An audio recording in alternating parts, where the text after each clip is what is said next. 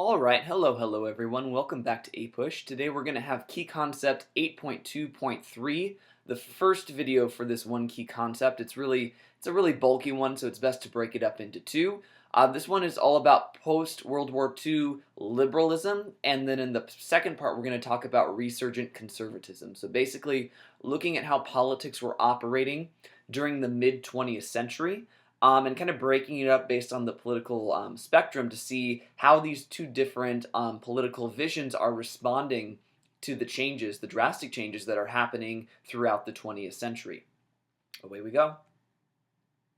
All right, here we are. So, first of all, let's just talk about what liberalism looked like during this early Cold War era and how it really kind of rose to prominence and stayed as federal policy for many, many years. Now, the first part you have to understand here is things we've already studied. We've already studied the New Deal reforms that began in the 1930s with Franklin D. Roosevelt. And the thing is, because World War II happened after that, because FDR remained in power for so long, it meant that these policies were pretty solidified by the time we get to the Cold War. Now, on top of that, Harry Truman, FDR's vice president towards the end of his presidency, assumes the presidency when FDR dies and wins re-election in 1948.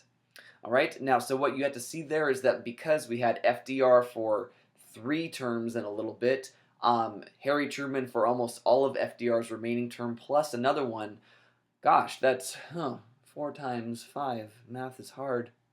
That's like 20 years of these very solid liberal policies throughout times of drastic sort of turning points in history. That means that these things are firmly in place. A little bit about Harry Truman's re-election and just about him in general. So he was only FDR's vice president for about a month or so. So FDR decided to switch running mates on the ticket in 1944. He and Truman weren't like good friends. They didn't especially get along. It was a necessity of having someone that was a bit more towards the South instead of the North on the Democratic ticket. When Harry Truman runs for re-election, the Democratic Party is starting to splinter due to Harry Truman's willingness to take on segregation, with things like desegregating the military. This is seen as a threat to their system in the South, so they start to respond, and this is kind of like a presage to the civil rights movement in a way. Right? So, something that Truman tried to do that's similar to FDR's New Deal was called the Fair Deal. You can see New Deal, Fair Deal. They kind of have the same terminology. It would have been an expansion of those government services provided by the New Deal, going in the same line, but Congress for part of Truman's presidency was controlled by Republicans, and because there were Cold War budget commitments to the Marshall Plan, to the Truman Doctrine, to containment policy, beginning involvement in Asia as well, the Korean War, I should say, as well. That means that Congress was not willing to spend money on that, so Truman's Fair Deal never really takes form, but the New Deal is still in place from before. So that's kind of the Democratic Party side, so the liberals remaining liberal.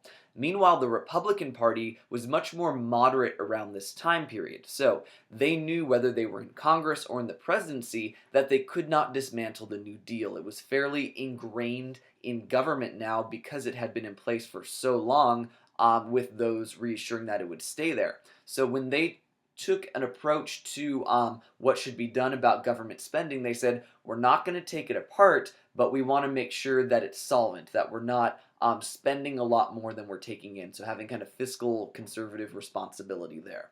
A good example of this is the president who serves after Harry Truman, Dwight D. Eisenhower, elected in 1952 and again in 1956. So something to know about Eisenhower is he was no ideologue. So he decides to run on the Republican ticket, but he was actually basically deciding in 1952 whether he was going to run as a Republican or a Democrat. Both parties were vetting him, and he decided in the end, you know what, I tend to favor a more conservative stance, so I'm going to go in that direction.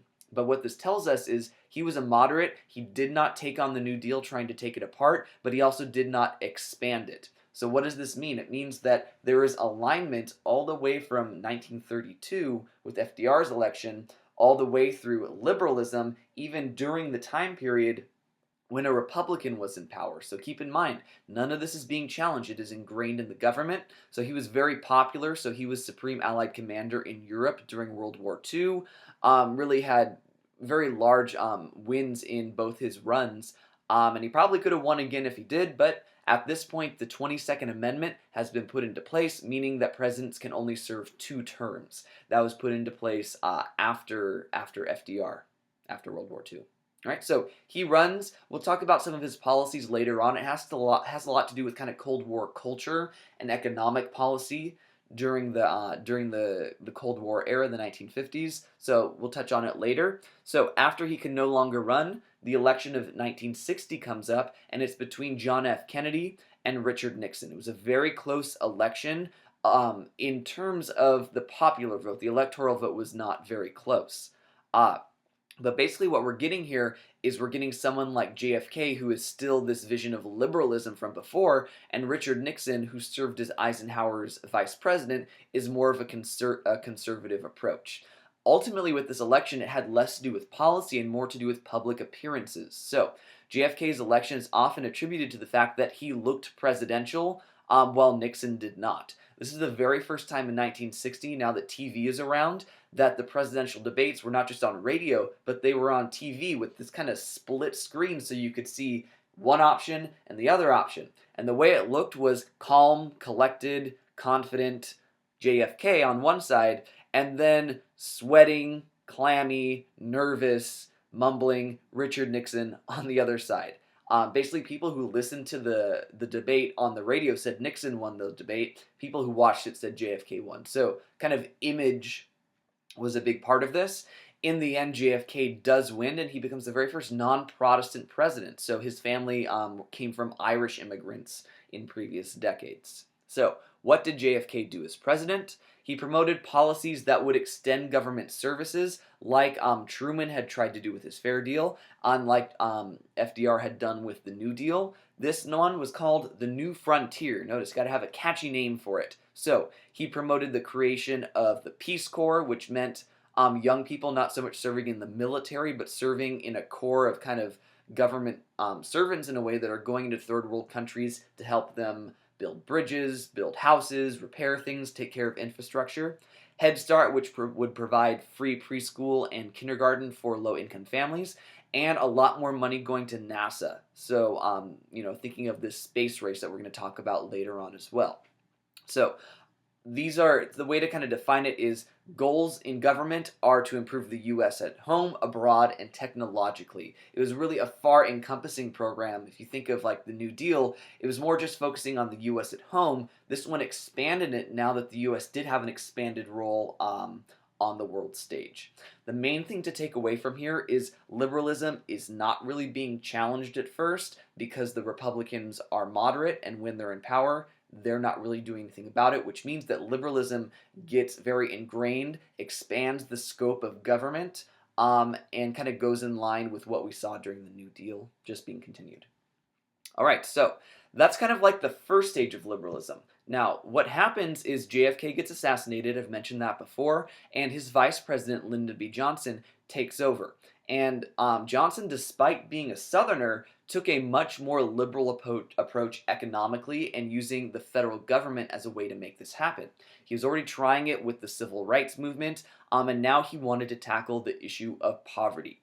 And his program that he approached this with was called the Great Society Program. He declared a war on poverty, which was trying to say that the federal government is going to use all its power not to just sort of bring about more political equality, but to try to create more economic equality through its vast power.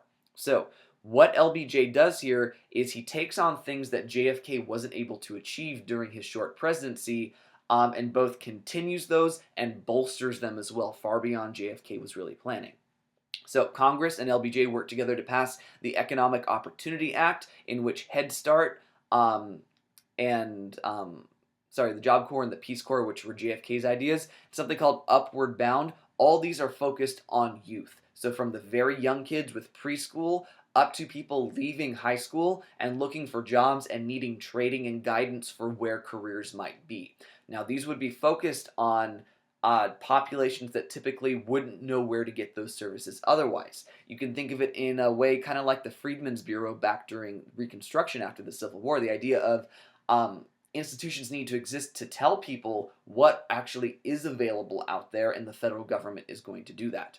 Another one that's part of the Great Society is the Elementary and Secondary Education Act. So this is important because it gets the federal government much more involved in education. Now, before, education was really more of a state issue. Now that we're past World War II, we've got the baby boom, there's this feeling that quality education is especially required. We were competing against the Soviet Union. We did kind of studies and we discovered that apparently our math and science numbers were below theirs, and we felt we have to beat the Soviet Union. So Congress is saying it will allocate money to give to the states to spend on education, provided that they follow federal guidelines as well. This still exists to this day, and it has to be reapproved every so many years. All right, so we're looking at the young, now we're looking at the old. So Medicare and Medicaid are two programs that still exist today that provide federally funded health care for the elderly who are no longer working, and for the very poor who cannot afford it. So you can see that the Great Society was focused on providing services for people who might not be able to have access to them due to their economic station in life. All right? So in many ways, the Great Society can be seen as an expansion, follow-up, a legacy of the New Deal. LBJ called it the war on poverty, like I said before, and it really goes in line with this long trend of the president and Congress working together to tackle issues of economic problems and inequality within America all throughout this long arc of liberal control in the federal government. Now, on top of the president and Congress taking this on, we also see beginning in the 50s and 60s that the Supreme Court starts making rulings that took more liberal positions than they had in the past. Previously, the court didn't really take social positions. They said politically, constitutionally, here's the way it is. Think back to things like Dred Scott, Plessy versus Ferguson. They were very cut and dry about here's our constitutional mandate and interpretation. They didn't really add social commentary. We start to see with Earl Warren, see on the bottom right there, that when he is Chief Justice, and he's appointed by a Republican, he's going to take liberal positions that start to shift the court from a kind of conservative, restrained Supreme Court to an activist Supreme Court. A few examples of cases that you really should know that did this. We have already talked about Brown versus Board of Education. Earl Warren was instrumental in getting that done. He had also, remember, been on the California Supreme Court when Mendez versus Westminster had been passed there. So he'd had experience with this, and he convinced his court. He was such a deft leader that he said, we need to approve this 9-0. We can't have a split court in order to make this valid. So the majority opinion was the only opinion because everyone agreed that this was the interpretation. Other decisions throughout his tenure as Chief Justice, Gideon versus Wainwright, was the idea that you have the right to attorney, so you should not have to defend yourself in court. Miranda versus Arizona was about rights of the accused and being read your Miranda rights when you're being arrested. Both these have to do with the idea that some people might not understand what their constitutional rights are, and that even if you don't understand them, you have the right to be either told what they are or to have someone to guide you so that you know what they are and they'll take care of it for you. If this is a right, then the government has to ensure that you actually have access to it despite possible ignorance of it. All right, so notice these are kind of civil liberties issues. Next up, one that happened during his tenure as well had to do with something called affirmative action. This was by the Regents of the University of California versus Bakke. So what happened is a white student was denied admission to, I think it was UCLA Medical School. And he did some digging because it was a small program and discovered that a black student who had significantly basically less qualified application dealing with grades and experience and all this was admitted instead. So what did he do? He sued the University of California saying that if I had the better application, I should have been admitted. So this was basically taking on the fact that some colleges were instituting affirmative action where they said, we want to admit so many numbers of minorities in order to promote a bit more social justice. Here's what the Supreme Court said. They upheld that what the university did is okay. They said affirmative action is valid, and in this case, it is. So basically, Backy, the white student, didn't get to go to the school. The black student still got to go to the medical school there. But the Supreme Court did add a caveat, sort of this warning, this sort of tempering of their stance. They said affirmative action is legal, but you cannot set racial quotas. So schools can't say we have to admit 10% African Americans, 10% Latino. We have to admit half women. We have to have numbers or percentages within our admission numbers. What they said is you can have a general policy of affirmative action, but not the specific ones you tend to use because they're easy. So what this did is it kind of affirmed that affirmative action is constitutional, but it also made it very difficult for colleges to now do it because the easy way to do it was racial quotas, which was now unconstitutional. The takeaway from this slide is it is about all levels of the federal government dedicated to tackling these social issues, and even the Supreme Court is taking them on to provide more equality within society. All right, our last slide here, I do want to point out that you'll probably notice we went from A, B, to D on the left. The reason I did that is C is about conservatives, and I felt like that more goes in line with the second half of the key concept here. So we'll go back to C at the very beginning next time and then continue with those ideas afterward. This one is about more people on the left, so I wanted to keep kind of this unified theme for this presentation.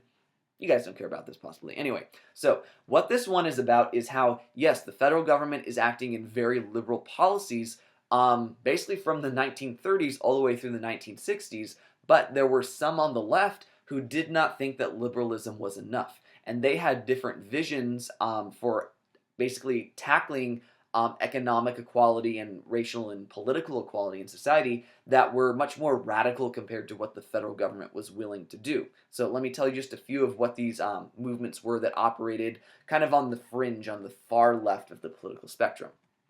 One that started we can just call the student movement. It's the idea that many of these organizations started at the college level as a means for organizing, and actually they started as organizations for actually opposing the Vietnam War. So not immediately issues of equality, issues of civil rights, but issues of being in this war that people increasingly did not support over time. Now, as these organizations evolve, they will be more focused on these radically left views, saying that even the government with their liberal policies were not going far enough. One of these major organizations that had chapters across the country was called SDS, Students for a Democratic Society. Now, they got their beginnings at the University of Michigan, in Michigan, and this is why what they released as kind of their manifesto was called the Port Huron Statement. Port Huron is a town in Michigan. And what they said is it was kind of like a manifesto, a sort of set of ideas and principles that were guiding their organization. I think I have it somewhere for you to read in one of your quizzes about that. Okay, what they were really looking for is more democratic grassroots participation, saying that the youth are a huge number because of the baby boom. They can have a large voice that can influence government, and we can't let the government get away with things when it doesn't go along with what we the people actually want. They advocated the opportunity for more radical ideologies. So what they said is currently the Democratic and the Republican parties, they said they're really not that different. They're parties of centrism, of liberalism and slight conservatism. And they said, what about socialist ideas? What about anarchist ideas? What about communism? They said none of these are even allowed in the political milieu. And they were saying, why can't they be? So they were saying, if we the people are having the ideas, we should be represented in government through that. We can call this group as a whole the New Left because they're not just liberals, they're further to the left. They're focusing on issues of kind of social justice, dealing with body rights, gender rights, gay rights, feminism, anti-war, civil rights issues. All these things we've been talking about so far are really embodied in this New Left that are saying we don't really care about much of what society seems to care about right now. We have a radically different vision of what our future should be. Okay, and they're one of the first organizations to really do this.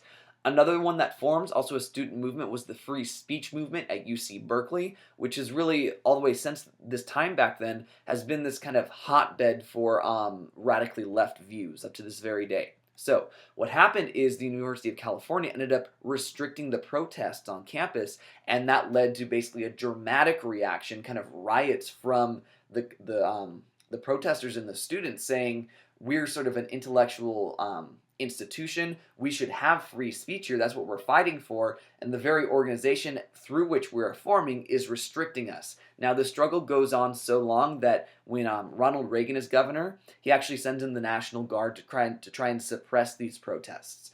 And it just goes to show you that what we're going to get to next time has to do with how, with this radically left these groups forming this radically different vision, there is going to be a response. I've said this before, that anytime the pendulum swings too far one way, it's going to start to swing the other way. And if it seems like liberalism is going too far to the left, some force is going to start to force political action and all that, start more to the middle, and then it'll have momentum and start to go to the right. And that's what we're going to see in our next presentation about resurgent conservatism.